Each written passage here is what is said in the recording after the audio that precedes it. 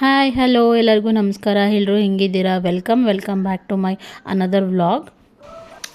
ನಿನ್ನ ಹೆಸರು? ನೀನು ಎಲ್ಲಿಗೆ ಶಾಲೆಗೆ ಹೋಗ್ತೀಯಾ? ಯಾವ ಶಾಲೆಗೆ? ಬಪ್ಪು ಶಾಲೆ ಅದು ಅಂಗನವಾಡಿಗೆ.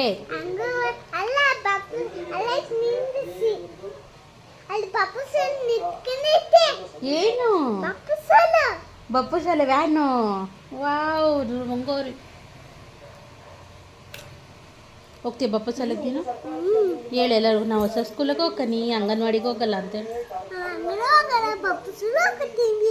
ನೀವು ಬರ್ರಿ.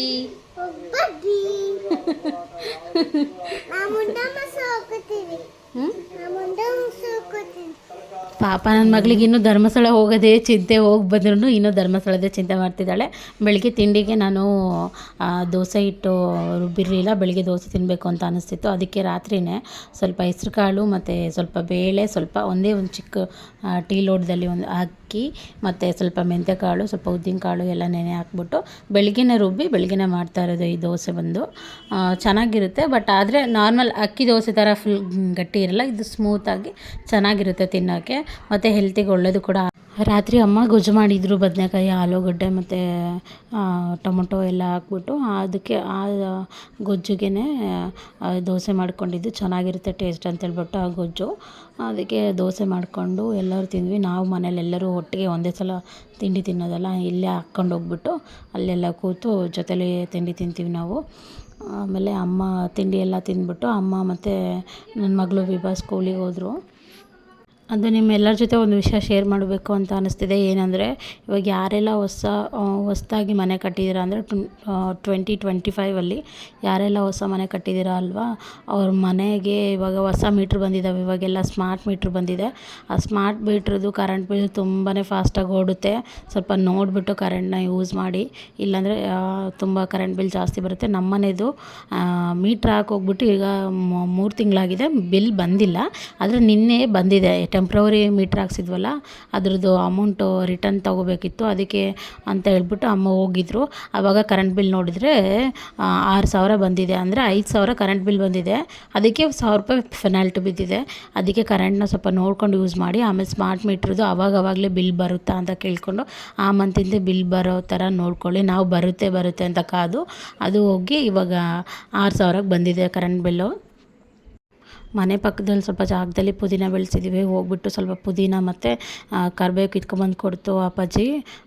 ಅದನ್ನು ಎಲ್ಲ ಫುಲ್ಲು ಕ್ಲೀನಾಗಿ ಬಿಡಿಸ್ಬಿಟ್ಟು ಅದನ್ನು ಫ್ರಿಜ್ಜಲ್ಲಿ ಎತ್ತಿಡ್ತಿದ್ದೀನಿ. ಅಡುಗೆ ಮಾಡಬೇಕಾದ್ರೆ ತೊಳ್ಕೊಂಡು ಹಾಕ್ಕೊಳ್ಳಿ, ಇಲ್ಲ ಅಂದರೆ ಅದನ್ನು ಬಿಡಿಸಿದ ತಕ್ಷಣವೇ ಅದನ್ನು ಬಿಡಿಸಿ ತೊಳೆದು ಒಣಗಾಕಿದರೆ ಒಣಗಾಕಿ ಆಮೇಲೆ ಸ್ಟೋರ್ ಮಾಡ್ಕೊಳ್ಳಿ. ಹಂಗಂದ್ರೆ ಯಾಕಂದರೆ ಅದರಲ್ಲಿ ಮಣ್ಣೆಲ್ಲ ಇರುತ್ತೆ ಅಲ್ವಾ, ಅದಕ್ಕೋಸ್ಕರ. ಸ್ವಲ್ಪ ಹೊತ್ತು ಮೌರ್ಯನ ಆಟ ಆಡಿಸ್ಬಿಟ್ಟು ಅವನ್ನ ಮಲಗಲಿ ಅಂತ ಸ್ವಲ್ಪ ಹೊತ್ತು ಮಲಗಿಸ್ದೆ. ಅಷ್ಟೊತ್ತಿಗೆ ಸಂಜೆ ಆಗಿತ್ತು 4 ಗಂಟೆಗೆ. ವಿಭಾ ಮತ್ತು ಅಮ್ಮ ಸ್ಕೂಲಿಂದ ಬಂದು ಮೌರ್ಯ ಮತ್ತು ವಿಭಾ ಆಟ ಆಡ್ತಿದ್ರು. ಅವರಿಬ್ಬರು ಆಟ ಆಡೋದನ್ನ ನೋಡ್ತಾ ಇದ್ರೆ ನಂಗೆ ಒಂಥರ ಫುಲ್ ಖುಷಿ ಆಗುತ್ತೆ.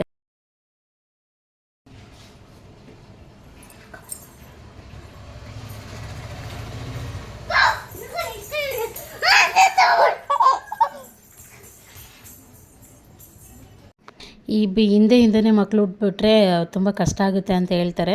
ಬಟ್ ಹಂಗೇನಿಲ್ಲ, ಇಬ್ಬರಿದ್ರೆ ಅವರ ಪಾಡಿಗೆ ಅವ್ರು ಆಟ ಆಡಿಕೊಂಡು ಜಗಳ ಮಾಡಿಕೊಂಡು ಹೆಂಗೋ ಒಂದು ಇರ್ತವೆ.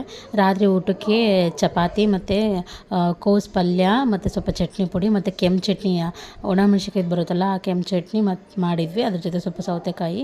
ಆಮೇಲೆ ಬೆಳಗ್ಗೆಗೆ ಎದ್ಬಿಟ್ಟು ಅದಕ್ಕೆ ಮುದ್ದೆ ಮಾಡ್ಕೊಳಕ್ಕೆ ಬರುತ್ತೆ ಅಂತ ಹೇಳ್ಬಿಟ್ಟು ಬೇಳೆ ಸಾಂಬಾರು, ಬೇಳೆ ಮೂಲಂಗಿ ಮತ್ತು ಕ್ಯಾರೆಟು ತರಕಾರಿ ಎಲ್ಲ ಹಾಕ್ಬಿಟ್ಟು ಬೇಳೆ ಸಾಂಬಾರು ಮಾಡಿದ್ದೆ.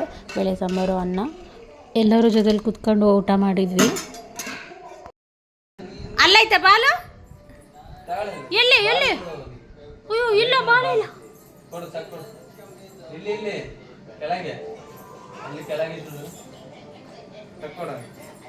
ಅಯ್ಯೋ ಸಿಕ್ಕಿ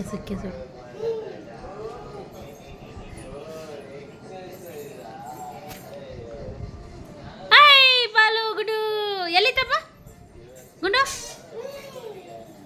ಓಯ್ ಗುಂಡು, ಎಲ್ಲಿ ತಗೊಂಡು?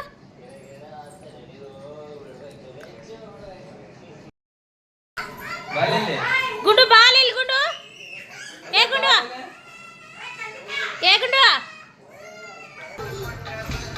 ಸೌಟ್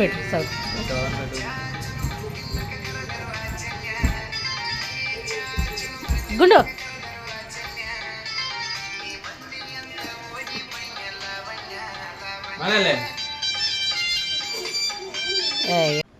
ನನ್ನ ತಮ್ಮ ಮನೇಲಿದ್ದರೆ ಇದೇ ಕೆಲಸ ಮಾಡ್ತಾನೆ. ಹಾಡೆಲ್ಲ ಹಾಕ್ಬಿಟ್ಟು ಅವ್ರಿಗೆಲ್ಲ ಡ್ಯಾನ್ಸ್ ಎಲ್ಲ ಮಾಡಿಸ್ತಾ ಆಮೇಲೆ ಸ್ವಲ್ಪ ಹೊತ್ತು ಊಟ ಆದಮೇಲೆ ವಾಕಿಂಗ್ ಮಾಡ್ತೀವಿ ನಾವು ಡೈಲಿ.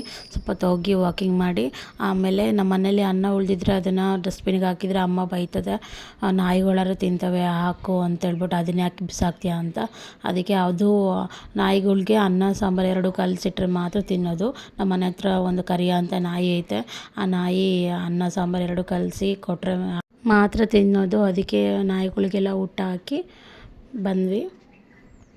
ನಮ್ಮ ದಿನ ಬಂದು ಹಿಂಗೆ ಇತ್ತು, ನಾರ್ಮಲ್, ಏನು ಸ್ಪೆಷಲ್ ಅಂಥ ಸ್ಪೆಷಲ್ ಏನಿರಲಿಲ್ಲ, ನಾರ್ಮಲಾಗೇ ಇತ್ತು.